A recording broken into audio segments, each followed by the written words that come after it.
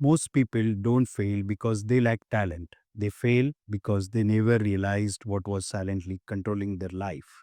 If you have ever wondered why you work hard, stay busy, and still feel stuck, this message is meant to you. No one taught us this growing up, but one visible habit decides whether your life moves forward or stays the same. Right now, without knowing it, your mind is either building your future or quietly destroying it.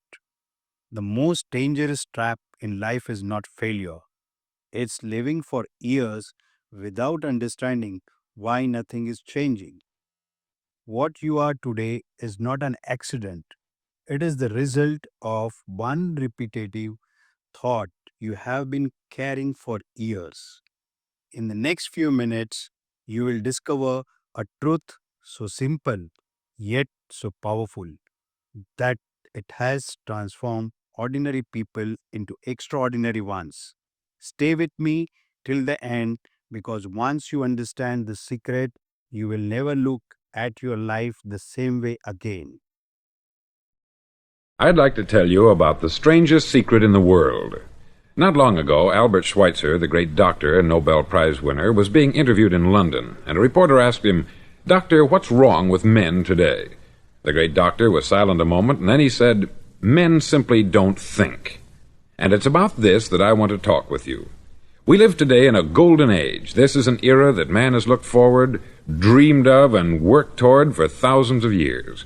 But since it's here, we pretty well take it for granted.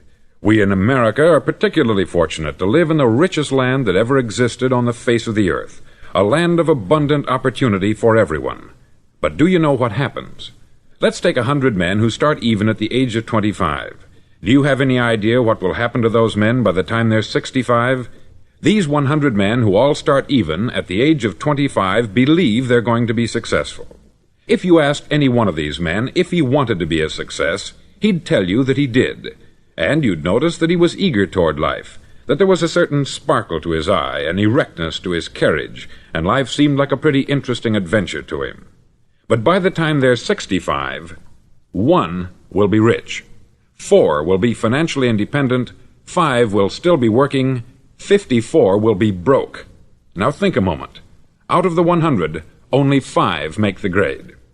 Why do so many fail? What has happened to the sparkle that was there when they were 25? What's become of the dreams, the hopes, the plans? And why is there such a large disparity between what these men intended to do and what they actually accomplished? When we say about 5% achieve success, we have to define success. And here's the definition. Success is the progressive realization of a worthy ideal. If a man is working toward a predetermined goal and knows where he's going, that man is a success. If he's not doing that, he's a failure. Success is the progressive realization of a worthy ideal. Rollo May, the distinguished psychiatrist, wrote a wonderful book called Man's Search for Himself. And in this book he says, the opposite of courage in our society is not cowardice, it is conformity. And there you have the trouble today. It's conformity. People acting like everyone else, without knowing why, without knowing where they're going. Now think of it. In America right now, there are over 14 million people 65 years of age and over, and about 13 million of these 14 million are broke. They're dependent on someone else for life's necessities. Now, we learn to read by the time we're 7. We learn to make a living by the time we're 25. Usually, by that time, we're not only making a living, we're supporting a family. And yet, by the time we're 65, we haven't learned how to become financially independent in the richest land that has ever been known. Why? We conform. And the trouble is that we're acting like the wrong percentage group, the 95% who don't succeed. Now, why do these people conform? Well, they don't know, really. These people believe that their lives are shaped by circumstances, by things that happen to them, by exterior forces. They're outer-directed people. A survey was made one time that covered a lot of men, working men, and these men were asked this question. Why do you work? Why do you get up in the morning? 19 out of 20 had no idea. If you ask them, they'll say, everyone goes to work in the morning. And that's the reason they do it, because everyone else is doing it. Now let's get back to our definition of success. Who succeeds? The only man who succeeds is the man who is progressively realizing a worthy ideal. He's the man who says, I'm going to become this, and then begins to work toward that goal. I'll tell you who the successful people are. A success is the school teacher who's teaching school because that's what she wanted to do. The success is the woman who's a wife and mother because she wanted to become a wife and mother and is doing a good job of it. The success is the man who runs the corner gas station because that's what he wanted to do. The success is the successful salesman who wants to become a top-notch salesman and grow and build with his organization. A success is anyone who is doing deliberately a predetermined job because that's what he decided to do deliberately. But only 1 out of 20 does that. That's why today there isn't really any competition, unless we make it for ourselves. Instead of competing, all we have to do is create. Now, for 20 years, I looked for the key which would determine what would happen to a human being. Was there a key, I wanted to know, which would make the future a promise that we could foretell to a large extent? Was there a key that would guarantee a person's becoming successful if he only knew about it and knew how to use it? Well, there is such a key, and I've found it. Have you ever wondered why so many men work so hard and honestly without ever achieving anything in particular, and others don't seem to work hard and yet seem to get everything? They have the magic touch. You've heard them say that about someone. Everything he touches turns to gold. And have you ever noticed that a man who becomes successful tends to continue to become successful, and on the other hand, have you noticed how a man who is a failure tends to continue to fail? It's because of goals. Some of us have them, some don't. People with goals succeed because they know where they're going. Now think of a ship leaving a harbor, and think of it with the complete voyage mapped out and planned. The captain and crew know exactly where it's going and how long it will take. It has a definite goal. 9,999 times out of 10,000 it will get to where it started out to get. Now let's take another ship, just like the first, only let's not put a crew on it, or a captain at the helm. Let's give it no aiming point, no goal, no destination. We just start the engines and let it go. I think you'll agree with me that if it gets out of the harbor at all, it will either sink or wind up on some deserted beach a derelict. It can't go any place because it has no destination and no guidance. It's the same with a human being. Take the salesman, for example. There is no other person in the world today with the future of a good salesman. Selling is the world's highest paid profession, if we're good at it and if we know where we're going. Every company needs top-notch salesmen, and they reward those men. The sky is the limit for them. But how many can you find? Someone once said, the human race is fixed, not to prevent the strong from winning, but to prevent the weak from losing. The American economy today can be likened to a convoy in time of war. The entire economy is slowed down to protect its weakest link, just as the convoy had to go at the speed that would permit its slowest vessel to remain in formation. That's why it's so easy to make a living today. It takes no particular brains or talent to make a living and support a family today, so we have a plateau of so-called security, if that's what a person's looking for. But we do have to decide how high above this plateau we want to aim for. Now let's get back to the strangest secret in the world, the story that I wanted to tell you today. Why do men with goals succeed in life, and men without them fail? Well, let me tell you something which, if you really understand it, will alter your life immediately. If you understand completely what I'm going to tell you from this moment on, your life will never be the same again. You'll suddenly find that good luck just seems to be attracted to you. The things you want just seem to fall in line.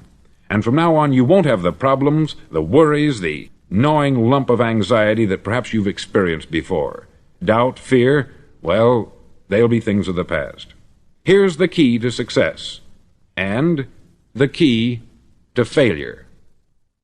We become what we think about. Now let me say that again. We become what we think about. Throughout all history, the great wise men and teachers, philosophers and prophets have disagreed with one another on many different things.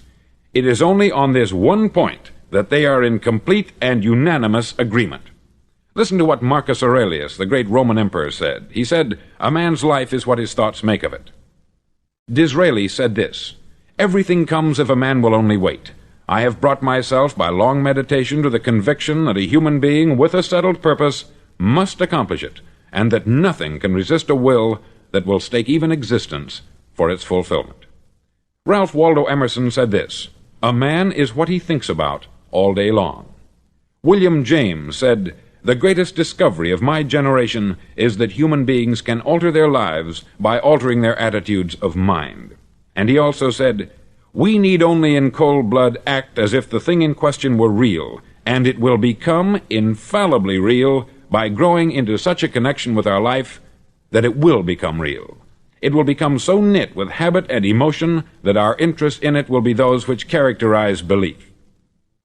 He also said this, "If you only care enough for a result, you will almost certainly attain it.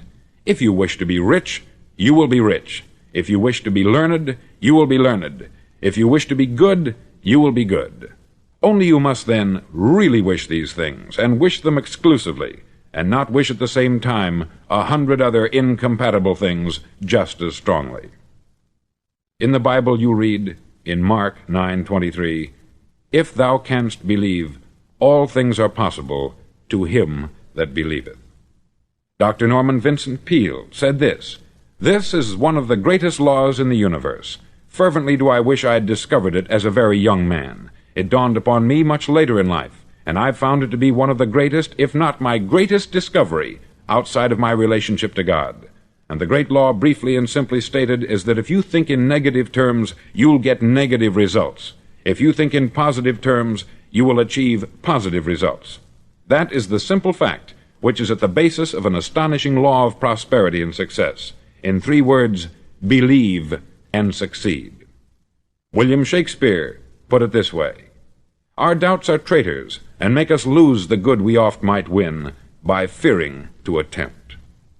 George Bernard Shaw said, "People are always blaming their circumstances for what they are. I don't believe in circumstances. The people who get on in this world are the people who get up and look for the circumstances they want, and if they can't find them, make them." Well, it's pretty apparent, isn't it? And every person who discovered this for a while believed that he was the first one to work it out. We become what we think about. Now it stands to reason that a person who's thinking about a concrete and worthwhile goal is going to reach it, because that's what he's thinking about. And we become what we think about. Conversely, the man who has no goal, who doesn't know where he's going, and whose thoughts must therefore be thoughts of confusion and anxiety and fear and worry, becomes what he thinks about. His life becomes one of frustration, fear, anxiety, and worry. And if he thinks about nothing, he becomes nothing. Now, how does it work? Why do we become what we think about? Well, I'll tell you how it works as far as we know. Now, to do this, I want to tell you about a situation that parallels the human mind. Suppose a farmer has some land, and it's good, fertile land. Now, the land gives the farmer a choice. He may plant in that land whatever he chooses. The land doesn't care. It's up to the farmer to make the decision. Now, remember, we're comparing the human mind with the land, because the mind, like the land, doesn't care what you plant in it. It will return what you plant, but it doesn't care what you plant. Now, let's say that the farmer has 2 seeds in his hand. One is a seed of corn, the other is nightshade, a deadly poison. He digs 2 little holes in the earth, and he plants both seeds, one corn, the other nightshade. He covers up the holes, waters, and takes care of the land, and what will happen? Invariably, the land will return what is planted. As it's written in the Bible, "As ye sow, so shall ye reap." Remember, the land doesn't care. It will return poison in just as wonderful abundance as it will corn. So up come the 2 plants, one corn, one poison. Now, the human mind is far more fertile, far more incredible and mysterious than the land, but it works the same way. It doesn't care what we plant. Success, failure. A concrete, worthwhile goal, or confusion, misunderstanding, fear, anxiety, and so on. But what we plant, it will return to us. You see, the human mind is the last great unexplored continent on the earth. It contains riches beyond our wildest dreams. It will return anything we want to plant. Now you might say, well, if that's true, why don't people use their minds more? Well, I think they've figured out an answer to that too. Our mind comes as standard equipment at birth. It's free, and things that are given to us for nothing we place little value on. Things that we pay money for, we value. The paradox is that exactly the reverse is true. Everything that's really worthwhile in life came to us free. Our mind, our soul, our body, our hopes, our dreams, our ambitions, our intelligence, our love of family and children and friends. All these priceless possessions are free, but the things that cost us money are actually very cheap and can be replaced at any time. A good man can be completely wiped out and make another fortune. He can do that several times. Even if our home burns down, we can rebuild it, but the things we got for nothing, we can never replace. The human mind isn't used merely because we take it for granted. Familiarity breeds contempt. It can do any kind of job we assign to it, but generally speaking, we use it for little jobs instead of big important ones. Universities have proved that most of us are operating on about 10% of our abilities. Decide now, what is it you want? Plant your goal in your mind. It's the most important decision you'll ever make in your entire life. Do you want to be an outstanding salesman, a better worker at your particular job? Do you want to go places in your company, in your community? All you've got to do is plant that seed in your mind. Care for it. Work steadily toward your goal, and it will become a reality. It not only will, there's no way that it cannot. You see, that is a law, like the laws of Sir Isaac Newton, the laws of gravity. If you get on top of a building and jump off, you'll always go down. You'll never go up. And it's the same with all the other laws of nature. They always work. They're inflexible. Think about your goal in a relaxed, positive way. Picture yourself in your mind's eye as having already achieved this goal. See yourself doing the things you will be doing when you've reached your goal. Ours has been called the phenobarbital age, the age of ulcers and nervous breakdowns. At a time when medical research has raised us to a new plateau of good health and longevity, far too many of us worry ourselves into an early grave trying to cope with things in our own little personal ways, without learning a few great laws that will take care of everything for us. These things we bring on ourselves through our habitual way of thinking. Every one of us is the sum total of his own thoughts. He is where he is because that is exactly where he really wants to be, whether he'll admit that or not. Each of us must live off the fruit of his thoughts in the future, because what you think today and tomorrow, next month and next year, will mold your life and determine your future. You're guided by your mind. I remember one time I was driving through Arizona and I saw one of those giant earth-moving machines roaring along the road at about 35 miles an hour with what looked like 20 tons of dirt in it, a tremendous, incredible machine, and there was a little man perched way up on top with the wheel in his hands guiding it. And as I drove along, I was struck by the similarity of that machine to the human mind. Just suppose you're sitting at the controls of such a vast source of energy. Are you going to sit back and fold your arms and let it run itself into a ditch? Or are you going to keep both hands firmly on the wheel and control and direct this power to a specific, worthwhile purpose? It's up to you. You're in the driver's seat. You see, the very law that gives us success is a two-edged sword. We must control our thinking. The same rule that can lead a man to a life of success, wealth, happiness, and all the things he's ever dreamed of for himself and his family, that very same law can lead him into the gutter. It's all in how he uses it, for good or for bad. This is the strangest secret in the world. Now, why do I say it's strange, and why do I call it a secret? Actually, it isn't a secret at all. It was first promulgated by some of the earliest wise men, and it appears again and again throughout the Bible. But very few people have learned it, understand it. That's why it's strange, and why, for some equally strange reason, it virtually remains a secret. I believe that you could go out and walk down the main street of your town and ask one man after another what the secret of success is, and you probably wouldn't run into one man in a month who could tell you. Now, this information is enormously valuable to us, if we really understand it and apply it. It's valuable to us not only for our own lives, but the lives of those around us, our family, employees, associates, and friends. Life should be an exciting adventure. It should never be a bore. A man should live fully, be alive. He should be glad to get out of bed in the morning. He should be doing a job he likes to do because he does it well. One time I heard Grove Patterson make a speech, the editor-in-chief of the Toledo Daily Blade, and as he concluded his speech, he said something that I've never forgotten.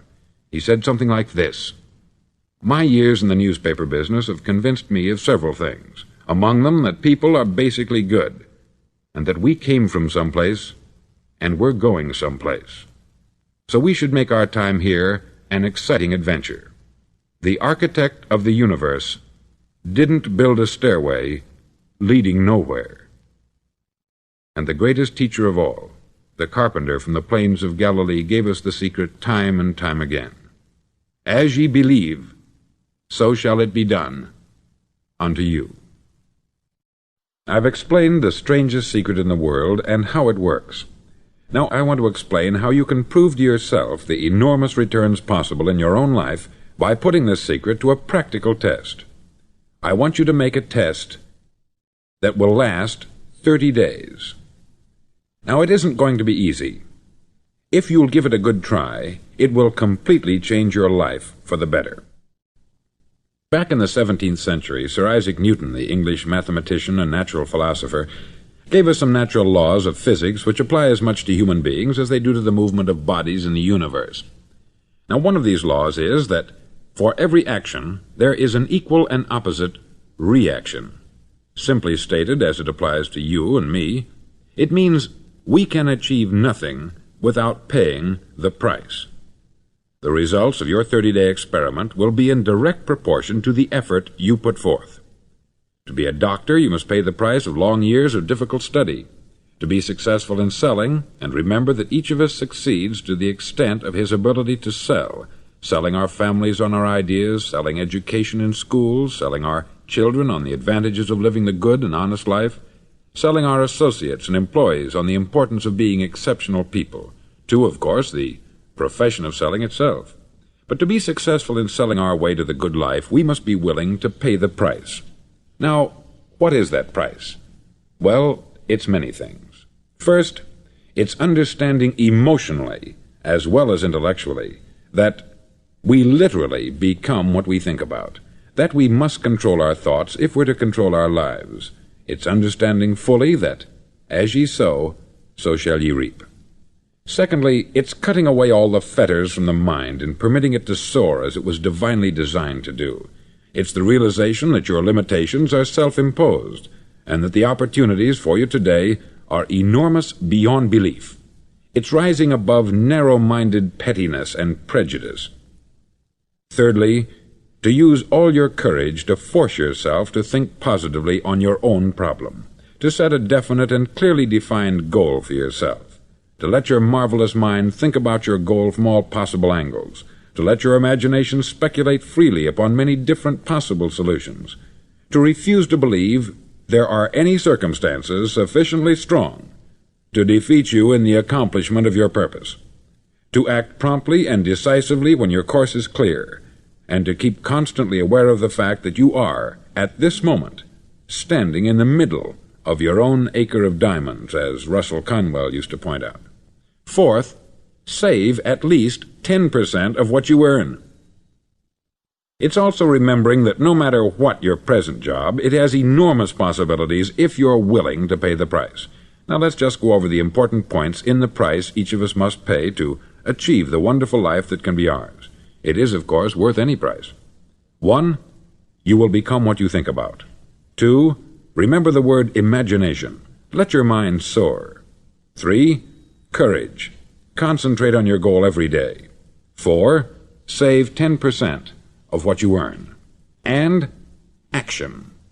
Ideas are worthless unless we act on them. Now I'll try to outline the 30-day test I want you to make. Now keep in mind that you have nothing to lose by making this test, and everything you could possibly want to gain. There are 2 things that may be said of everyone. Each of us wants something, and each of us is afraid of something.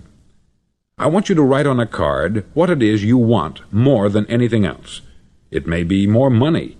Perhaps you'd like to double your income or make a specific amount of money. It may be a beautiful home. It may be success at your job. It may be a particular position in life. It could be a more harmonious family. Each of us wants something. Write down on your card specifically what it is that you want. Make sure it's a single goal and clearly defined. You needn't show it to anyone, but carry it with you so that you can look at it several times a day. Think about it in a cheerful, relaxed, positive way each morning when you get up, and immediately you have something to work for, something to get out of bed for, something to live for. Look at it every chance you get during the day and just before going to bed at night. As you look at it, remember that you must become what you think about, and since you're thinking about your goal, you realize that soon it will be yours. In fact, It's yours really the moment you write it down and begin to think about it. Look at the abundance all around you as you go about your daily business. You have as much right to this abundance as any other living creature. It's yours for the asking. Now we come to the difficult part. Difficult because it means the formation of what is probably a brand new habit, and new habits are not easily formed. Once formed, however, it'll follow you for the rest of your life. Stop thinking about what it is you fear. Each time a fearful or negative thought comes into your consciousness, replace it with a mental picture of your positive and worthwhile goal. There will come times when you will feel like giving up. It's easier for a human being to think negatively than positively. That's why only 5% is successful. You must begin now to place yourself in that group. For 30 days you must take control of your mind. It will think only about what you permit it to think. Each day for this 30-day test, do more than you have to do. In addition to maintaining a cheerful, positive outlook, give of yourself more than you've ever done before. Do this knowing that your returns in life must be in direct proportion to what you give. The moment you decide on a goal to work toward, you're immediately a successful person. You're then in that rare and successful category of people who know where they're going. Out of every 100 people, you belong to the top 5. Don't concern yourself too much with how you're going to achieve your goal. Leave that completely to a power greater than yourself. All you have to do is know where you're going. The answers will come to you of their own accord. Remember these words from the Sermon on the Mount, and remember them well. Keep them constantly before you this month of your test. Ask, and it shall be given you. Seek, and ye shall find. Knock, and it shall be opened unto you. For every one that asketh receiveth, and he that seeketh findeth, and to him that knocketh it shall be opened. It's as marvelous and as simple as that. In fact, it's so simple that in our seemingly complicated world it's difficult for an adult to understand that all he needs is a purpose and faith. For 30 days, do your best. If you're a salesman, go at it as you've never done before, not in hectic fashion, but with the calm, cheerful assurance that time well spent will give you the abundance in return you deserve and want.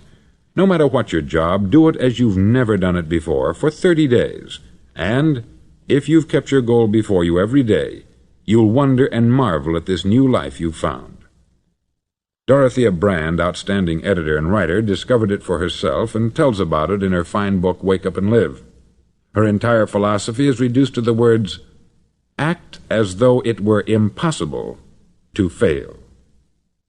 She made her own test with sincerity and faith, and her entire life was changed to one of overwhelming success. Now you make your test for 30 full days. Don't start your test until you've made up your mind to stick with it. You see, by being persistent, you're demonstrating faith. Persistence is simply another word for faith. If you didn't have faith, you would never persist. If you should fail during your first 30 days, by that I mean suddenly find yourself overwhelmed by negative thoughts, you've got to start over again from that point and go 30 more days. Gradually your new habit will form until you find yourself one of that wonderful minority to whom virtually nothing is impossible. Don't forget the card. It's vitally important as you begin this new way of living. On one side of the card, write your goal, whatever it may be. On the other side, write the words we've quoted from the Sermon on the Mount. Ask, and it shall be given you. Seek, and ye shall find. Knock, and it shall be opened unto you. Nothing great was ever accomplished without inspiration. See that during these crucial first 30 days, your own inspiration is kept at a peak. Above all, don't worry. Worry brings fear, and fear is crippling. The only thing that can cause you to worry during your test is trying to do it all yourself. Know that all you have to do is hold your goal before you. Everything else will take care of itself.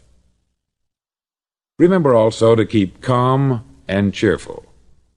Don't let petty things annoy you and get you off course. Now, since making this test is difficult, some may say, well, why should I bother? Well, look at the alternative. No one wants to be a failure. No one really wants to be a mediocre individual. No one wants a life constantly filled with worry, fear, and frustration. Therefore, remember that you must reap that which you sow. If you sow negative thoughts, your life will be filled with negative things. If you sow positive thoughts, your life will be cheerful, successful, and positive.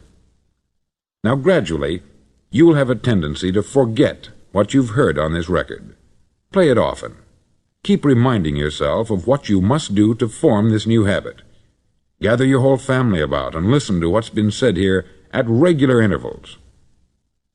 You know, most men will tell you that they want to make money without understanding the law. The only people who make money work in the mint. The rest of us must earn money. This is what causes those who keep looking for something for nothing or a free ride to fail in life. The only way to earn money is by providing people with services or products which are needed and useful. We exchange our product or service for the other man's money. Therefore, the law is that our financial return will be in direct proportion to our service. Success is not the result of making money. Making money is the result of success, and success is in direct proportion to our service. Most people have this law backwards. They believe that you're successful if you earn a lot of money. The truth is that you can only earn money after you're successful. It's like the story of the man who sat in front of the stove and said to it, "Give me heat, and then I'll add the wood." How many men and women do you know, or do you suppose there are today, who take the same attitude toward life? There are millions. We've got to put the fuel in before we can expect heat. Likewise, we've got to be of service first before we can expect money. Don't concern yourself with the money. Be of service. Build, work, dream, create. Do this, and you'll find there's no limit to the prosperity and abundance that will come to you. Prosperity is founded upon a law of mutual exchange. Any person who contributes to prosperity must prosper in turn himself. Sometimes the return will not come from those you serve, but it must come to you from someplace, for that is the law. For every action, there is an equal and opposite reaction. As you go daily through your 30-day test period, remember that your success will always be measured by the quality and quantity of service you render, and money is a yardstick for measuring this service. No man can get rich himself unless he enriches others. There are no exceptions to a law. You can drive down any street in America and from your car estimate the service that's being rendered by the people living on that street. Had you ever thought of this yardstick before? It's interesting. Some, like ministers and priests and other devoted people, measure their returns in the realm of the spiritual, but again, their returns are equal to their service. Once this law is fully understood, any thinking person can tell his own fortune. If he wants more, he must be of more service to those from whom he receives his return. If he wants less, he has only to reduce this service. This is the price you must pay for what you want. If you believe you can enrich yourself by deluding others, you can only end by deluding yourself. It may take some time, but just as surely as you breathe, you'll get back what you put out. Don't ever make the mistake of thinking you can avert this. It's impossible. The prisons and the streets where the lonely walk are filled with people who tried to make new laws just for themselves. We may avoid the laws of man, but there are greater laws that cannot be broken. An outstanding medical doctor recently pointed out 6 steps that will help you realize success. 1. Set yourself a definite goal. 2. Quit running yourself down. 3. Stop thinking of all the reasons why you cannot be successful, and instead think of all the reasons why you can. 4. Trace your attitudes back through your childhood and try to discover where you first got the idea you couldn't be a success, if that's the way you've been thinking. 5. Change the image you have of yourself by writing out a description of the person you would like to be. And 6. Act the part of the successful person you have decided to become. The doctor who wrote those words is a noted West Coast psychiatrist, David Harold Fink, M.D. Do what all experts since the dawn of recorded history have told you you must do. Pay the price by becoming the person you want to become. It's not nearly as difficult as living unsuccessfully. Make your 30-day test. Then repeat it. Then repeat it again. Each time it will become more a part of you until you'll wonder how you could ever have lived any other way. Live this new way, and the floodgates of abundance will open and pour over you more riches than you may have dreamed existed. Money? Yes, lots of it. But what's more important, you'll have peace. You'll be in that wonderful minority who lead calm, cheerful, successful lives. Start today. You have nothing to lose, but you have a life to win.